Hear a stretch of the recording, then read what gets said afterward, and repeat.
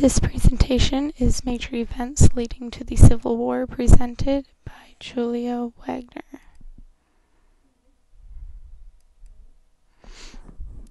The first compromise that we're going to talk about is the 3/5 Compromise. It is a part of the Constitution. It was established in 1783 with the signing of the Constitution. It is specifically in Article 1, Section 2 of the Constitution, and it came about so that the Constitution was ratified, and it was an issue because the House of Representatives was proportional, and the South wanted every slave to count as a full person, and the North didn't want them to count at all. So this was their compromise, and it contributed to the Civil War because it admitted that slaves were not full people in the eyes of the citizens, and it caused early division between the North and the South. Second, we will be talking about the Missouri Compromise. It was passed in 1820. The territory of Missouri wanted to become a slave state, and because unbalance was such a huge issue in the United States at the time, they didn't want to admit a slave state without also admitting a free state. Eventually, Maine applied for statehood, and they became a free state, while Missouri became a slave state. The Missouri Compromise also included the Missouri Compromise line, which is 36 degrees 30 minutes north.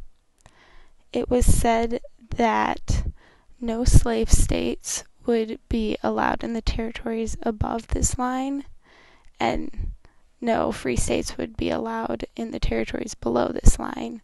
Obviously, Missouri is an exception to this, and it contributed to the Civil War by showing just how fearful the people were of an imbalance, and it also showed the stubbornness and unwillingness to compromise from the North and the South. The next compromise is the Compromise of 1850. In this compromise, California became a free state. In Texas couldn't expand into New Mexico, but they did receive a substantial amount of money, $10 million, to compensate for that.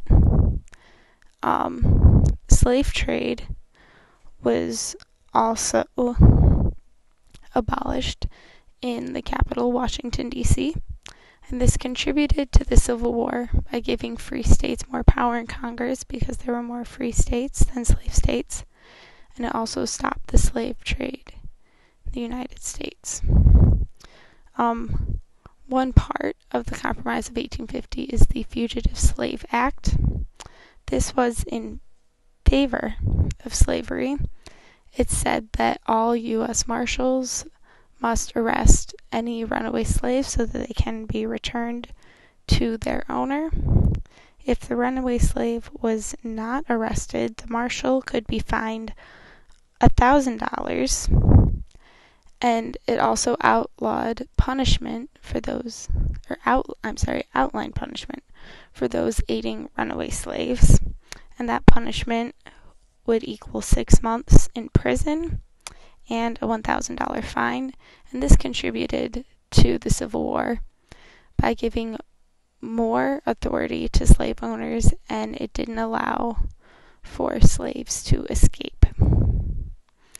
Next is the Kansas-Nebraska Act, which was passed on May 30th, 1854. This started with the formation of the two territories, which became the states of Kansas and Nebraska. It was developed after 3 or 4 failed attempts made by Congress so that more states could be admitted.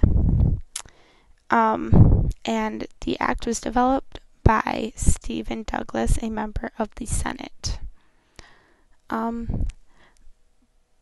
The Kansas-Nebraska Act also introduced the idea of popular sovereignty, in which the people of the territory would get to vote to decide the slavery status of the state.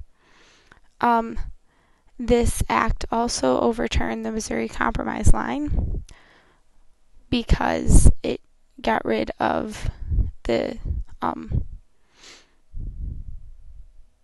restriction on where slave states and free states were allowed to be, and it contributed to war by overturning the Missouri Compromise, and it also put less restriction on where slavery could be developed in the territories. A result of the Kansas-Nebraska Act was Bleeding Kansas. People from the North and the South moved to Kansas in rapid amounts to try and make it either a free or slave state. On the day of voting, people became very, very violent, and they were attacking people and killing people that were from the opposite part of the country to try and prevent it from becoming either a slave or free state. It contributed to war because it was the first real act of violence because of slavery, and it just increased the rift between the North and the South. Next is the case Dred Scott v. Sandford. This case came about in 1857, and the background of the case is that Dred Scott was a slave in Missouri. At one point in his life, he also lived in Illinois and Wisconsin, which were either a free state or a free territory.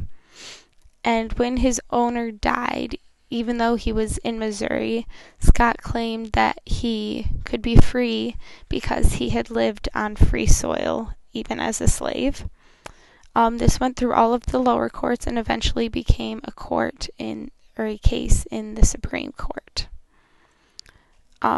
Eventually, the Supreme Court decided in a 7-2 decision that Scott was indeed still a slave.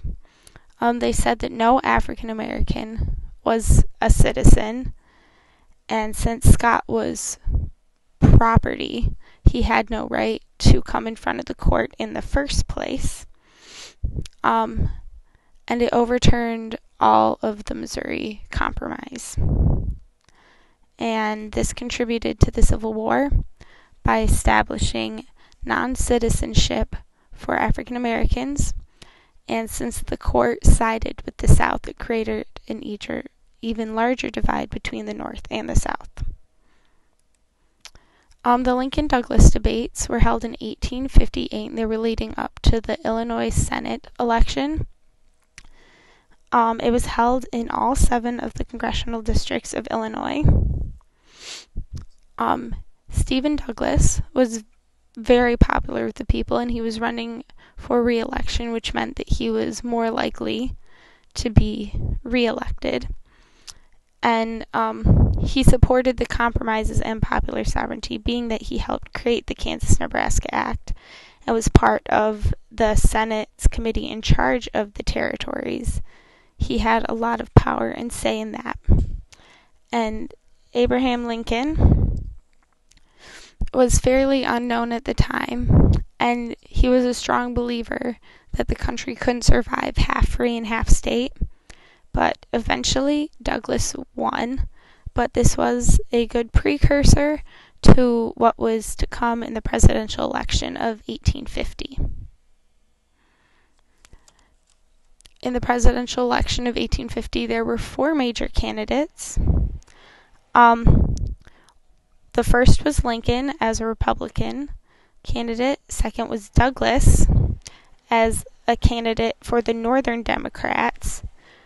Third was Breckinridge, who was a nominee for the Southern Democrats. And fourth was Bell, who is the Constitutional Union candidate. Normally there are only 2, so the fact that there were 4 candidates was really big at the time. And most of the division between the candidates was due to regional differences, especially slavery. That's why the Democrats split, because the North decided to make Douglas their candidate, but because he was not a firm supporter of slavery, the Southern Democrats didn't like this and they split off. And this split gave a huge advantage to the Republicans because the normally strong Democrats were divided between two candidates. And Lincoln ended up winning the presidency. He only had about 40% of the popular vote, but he had enough of the electoral votes to be successful. This map here just shows where the voting was divided. As you see, all of the green is for the Southern Democratic candidate Breckinridge. All of the blue was for the Republican candidate Lincoln. All of the orange is for the Constitutional Union candidate Bell. As you can see, only Missouri was the majority vote for the Northern Democratic candidate Douglas. The election of 1860 contributed to the Civil War because it put an anti-slavery president, an openly anti-slavery president, in office, and it also angered the South and strengthened their threat of secession. And eventually this was the final point, the final turning point in the start of the Civil War. And these are all of my sources.